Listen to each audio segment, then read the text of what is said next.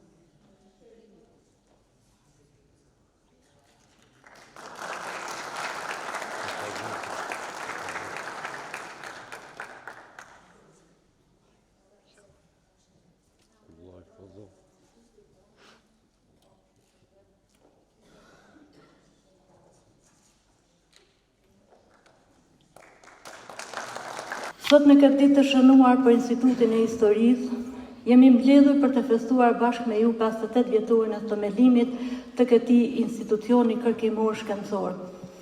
Për më shumë se 5 dekada, instituti ka kaluar një rrugë të gjatë me shumë suksese dhe sfida, duke mbetur gjithnjë në shërbim të shkencës dhe dijes. Këtë rrugtim po e vazhdojmë edhe sot përmes organizimit të konferencave dhe aktiviteteve tjera shkencore, veprimtarisë botuese, si dhe një bashkëpunimi të shkëlqyer me institucionet kërkimore shkencore dhe ato të arsimit të lartë brenda dhe jashtë vendit. Që nga momenti kur ka marrë drejtimin e këtij institucioni, prioriteti im kryesor ka qenë forcimi i bashkëpunimit si brenda ashtu dhe jashtë vendit. Deri me tani kemi nënshkruar marrëveshje bashkëpunimi me një sër institucionesh të rëndësishme, përfshirë Fakultetin Filozofik, Departamentin e Historisë, Institutin Albanologjik, Institutin Pedagogjik, Institutin e Historisë në Tiranë, Institutin për Trashëgimi Shpirtërore dhe Kulturore të Shqiptarëve në Shkup, Ministrinë e Punëve të Jashtme dhe Diasporës, si dhe me iniciativën për histori gojore. Ndodhemi gjithashtu në prag të nënshkrimit të marrëveshjeve të reja me Autoritetin për Informimin mbi Dokumentet e Ish-sigurimit të Shtetit, Universitetin Aleksandër Gjuvani në Elbasan dhe me Institutin e Historisë në Turqi. Falë këtij bashkëpunimi, botimet tona janë shpërndarë në bibliotekat e këtyre institucioneve, si dhe në ambasadat dhe konsulatat e Kosovës, duke kontribuar në përhapjen e dijes, ruajtjen dhe promovimin e historisë sonë. Kur flasim për botimet e institutit, sot pikërisht në ditën e themelimit të tij po promovojmë 16 botime, përfshirë 9 monografi, 3 përmbledhje me kumtesa, 2 përmbledhje me dokumente, 1 përmbledhje me punime dhe revistën Kosova. Për të theksuar disa nga këto botime, do të bëj një prezantim të shkurtër të numrit 49 të revistës Kosova, si dhe të përmbledhjeve me punime nga aktet e konferencave shkencore. Ndërsa, secila nga botimet tjera do të prezantohet në detaje nga recenzentët dhe vetë autorët përkatës. Pa dashur të hyj në detaje lidhur me punimet e botuara në numrin 49 të revistës Kosova, po përmendim një të arritur të kësaj reviste. Pas një pune të gjatë dhe me shumë përkushtim në bashkëpunim me Albanikën, kemi publikuar online 49 numra të revistës Kosova, të botuara nga viti 1972 deri në vitin 2024. Tani të gjithë studiuesit dhe të interesuarit mund të kenë qasje në 870 artikuj shkencor. Kjo është një arritje e rëndësishme për ruajtjen dhe përhapjen e dijes historike, pasi revista Kosova ka luajtur një rol të rëndësishëm në studimin e historisë së popullit shqiptar në përgjithësi. Gjithashtu në bashkëpunim me Albanikën kemi filluar një projekt të ri për të publikuar online përmbledhjet e punime nga konferencat, simpoziumet dhe aktivitetet tjera shkencore të Institutit të Historisë Ali Hadri të botuara gjatë këtyre 58 viteve.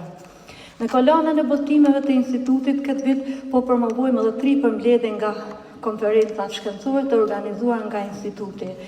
E para, roli grave në jetësimin e shtetit të Kosovës përmban 27 punime në të cilat vlerësohet dhe argumentohet me fakte roli rëndësishëm që gratë kanë luajtur për çlirimin dhe shtetëmbërtimin e Kosovës.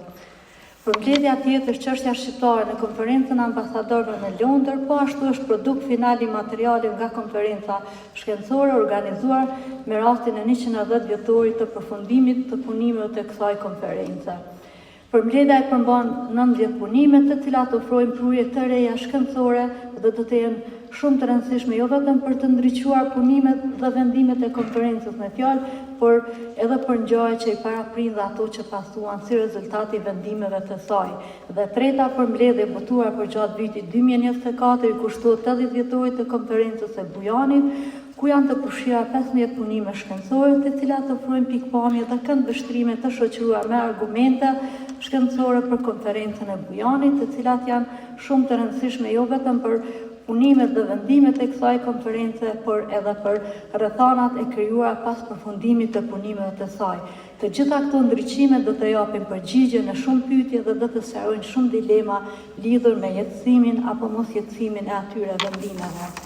Të nderuar të pranishëm, libra që po promovojnë sot pasurojnë historiografinë shqiptare, duke sjellë rezultate të reja shkencore që janë të dobishme jo vetëm për qarqet shkencore, por edhe për publikun më të gjerë. Në këtë rast, falenderojmë të gjithë studiuesit dhe i përgëzojmë për cilësinë e lartë të publikimeve të tyre. Po ashtu, shpreh mirënjohjen time të thellë për recenzantët të cilët me përkushtim dhe profesionalizëm kanë dhënë një kontribut të rëndësishëm në vlerësimin e këtyre botimeve që kemi kënaqësinë t'ju prezantojmë sot. Një falënderim i veçantë shkon për ju që ndat kohën tuaj dhe na u bashkuat në këtë ngjarje të rëndësishme, e cila përfaqëson një hap të rëndësishëm drejt afirmimit të veprimtarisë kërkimore shkencore të institutit. Ju faleminderit dhe gëzuar 58 vjetorin. Shfrytëzoj rastin ta përshëndes for station on, for station out, vjen keq se për fillimi përshëndetje dhe doli nga mendja. Faleminderit përsëri që i prezantoni neve. Faleminderit edhe gjithë ju pranishëm. Veprimtaria shkencore dhe botuese e Institutit të Historisë Ali Hadër Prishtinë, gjatë pjesës së dytë të vitit 2024 dhe deri me tani, ka qenë shumë duashme dhe jashtëzakonisht produktive duke përfshirë realizimin e ulëmtimeve kërkimore shkencore në arkivat kombëtare dhe ndërkombëtare, vazhdimin e punës në vëllimet Historia e Kosovës, realizimin e punëve lidhur me projektet kolektive dhe individuale, botimin e revistës shkencore Kosova, botimit të monografive dhe përmbledhjeve me dokumente, si dhe të botimeve të veçanta. Po ashtu, instituti ka realizuar një mori aktivitete shkencore profesionale, konferenca, simpoziume, trueza shkencore dhe promovimet të veprimtarisë botuese shkencore. Duhet cekur edhe funksionalizimin e bibliotekës së institutit dhe të fillimit të punës rreth sistemimit të arkivit shkencor me bartjen në ndërtesën e re. Ky vit ka qenë i mbarë dhe në bashkëpunimin ndërinstitucional kombëtar dhe ndërkombëtar me nënshkrimin e disa marrëveshjeve dhe përfshirjes në realizimin e projekteve të përbashkëta. Veprimtaria botuese një vjeçare e Institutit të Historisë Ali Hadër në Prishtinë, prill 2024, prill 2025, është një rëndësie të veçantë historiografike, me që ngërthen në vete një spektër të gjatë të gjinive krijuese të historiografisë shqiptare, respektivisht të Kosovës, duke përfshirë botimet e rregullta të parapara me plan programin e institutit. Në një revista shkencore emblematike Institutit Kosova numër 49, monografi me titull Përkohësia e lëvizjeve kundërshtuese në Kosovë 1991-1999 me autore Mrika Limani Kurtaj, Politika e Shteteve të Bashkuara të Amerikës ndaj çështjes së Kosovës 1989-2008 me autor Arber Hadri, Shtypi shqiptar për lëvizjet armatosura në Kosovë 1908-1924 me autore Ardita Hajdari Buqinca, NATO për Kosovë 24 mars 20 qershor 1999 me autor Miftar Kurti, Sali Çekaj me autor Frashët Demaj, si dhe Arsim Luzha me autor Alban Dobruna. Duhet cekur po ashtu edhe libri monografik Dardanat dhe Dardania, një histori e rrëfyer me autorët antik, me autore Emine Hajdari dhe Arben Hajdari, një vepër jashtëzakonisht ndësi, që është edhe një vepër simbioz ndërmjet monografisë si dhe burimeve literare historike antike.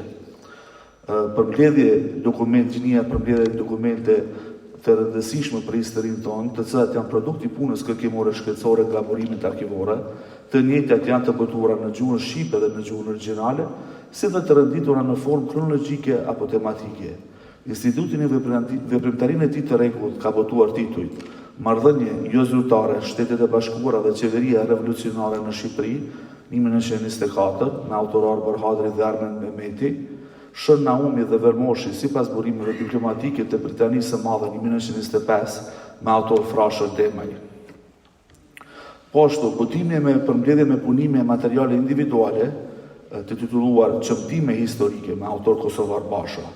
Botime të veçanta me interes të përkthyera në gjuhën angleze, i librit Masakra e Pastaselit, me autor Shkodrani Meraj, e cila është promovuar vitin e kaluar në gjuhën shqipe dhe tani keni rastin ta keni edhe në gjuhën angleze. Përmbledhjet e kumtesave e akteve të konferencave shkencore të organizuara nga Instituti i Historisë Ali Hadri, sigurisht roli grave në jetësimin e shtetit të Kosovës, konferenca e Bujanit, respektive dhe rezultate historike, si dhe çështja e shqiptare në konferencën e ambasadorëve në Londër 1912-1913. Së pari, më lejoni t'i uroj të gjithë kolegët tanë për kontributin e tyre në rastin e hartimit dhe të publikimit të këtyre veprave, të cilat po i promovojmë sot. Unë do të flas në mënyrë të përmbledhur për njërin prej tyre në cilësinë e recenzentit. Bëhet fjalë për veprën me dokumente, marrëdhëniet jo zyrtare, Shtetet e Bashkuara të Amerikës dhe Qeveria Revolucionare në Shqipëri, të autorëve Dr. Arbër Hadri dhe Dr. Armen Mehmeti, botimi Institutit të Historisë në Prishtinë në vitin 2024. Vepra me dokumente titulluar Marrëdhëniet jo zyrtare, Shtetet e Bashkuara të Amerikës dhe Qeveria Revolucionare në Shqipëri, të autorëve Arbër Hadri dhe Armen Mehmeti, punon në QT2 të Institutit të Historisë Ali Hadri në Prishtinë, përmban në tërësi 100 dokumente diplomatike, raporte, dërgesa, udhëzime, memorandume e tjera të korit diplomatik të Shteteve të Bashkuara të Amerikës të akredituar në Tiranë. Këto dokumente të pabotuara më parë janë vjedhur në arkivin kombëtar të Shteteve të Bashkuara të Amerikës nga studiosi Dr. Arbër Hadri. Në këto dokumente që përfshin harkun kohor nga dhjetori i vitit 1923 deri më 31 janar të vitit 1925, pasqyrohen zhvillimet politike dhe socio-ekonomike në Shqipëri. Vlen të përmenden ngjarjet si vrasja e dy turistëve amerikan, George Long dhe Robert Coleman, më 6 prill 1924, kryengritja e qershorit, relacionet ndërkombëtare lidhur me njojën e qeverisë së Nolit, çështja e koncesioneve të naftës, autorizimi i ministrit të SBA-s në Shqipëri për njojën e qeverisë së re, pra do të fjalë për qeverinë e Nolit, e zogut e tjerë. Publikimi i këtyre dokumenteve diplomatike është një rëndësie të veçantë për së paku dy arsye thelbësore. E para, për shkak se dokumentet e proveniencës amerikane ka fare pak të publikuara në gjuhën shqipe. Andaj publikimi i tyre gjithsesi që është me interes të veçantë, jo vetëm për historianët specialistë të periudhës ndërmjet dy luftrave botërore dhe të zhvillimeve politike në Shqipëri dhe tek shqiptarët, por në përgjithësi për historianët që merren me studimet ballkanike dhe jo vetëm. Së dyti, për shkak se nëpërmjet dokumenteve diplomatike amerikane pasqyrohen në mënyrë të qartë qëndrimi zyrtar i Shteteve të Bashkuara të Amerikës ndaj Shqipërisë në periudhën e sipërshënuar. Duke shfletuar këto dokumente diplomatike, lexuesit mund ta kuptojnë thelbin e qëndrimit të politikës së jashtme amerikane ndaj Shqipërisë, respektivisht ndaj qeverisë së Nolit. Mbështetur në këto dokumente, del që amerikanët mbanin qëndrim të ekuilibruar në lidhje me qeverinë e Nolit, duke pritur dhe analizuar gjithnjë veprimet e tij në lidhje me disa çështje kruciale, të tilla si legjitimitetin dhe legalitetin e regjimit të ri, zgjidhjen e çështjes së koncesioneve ekonomike mbi bazën e konkurrencës së hapur dhe parimore, zbardhjen e rastit të vrasjes së dy amerikanëve dhe dënimit të dërasit e tjerë. Mungesa e realizimit të këtyre kërkesave amerikane nga ana e Nolit, gjithsesi që kanë ndikuar që Shtetet e Bashkuara të Amerikës të mos e njohin zyrtarisht qeverinë e tij, ndonse mbajtën marrëdhënie jo miqësore, jo zyrtare me Nolin dhe personalitetet e tjera shqiptare.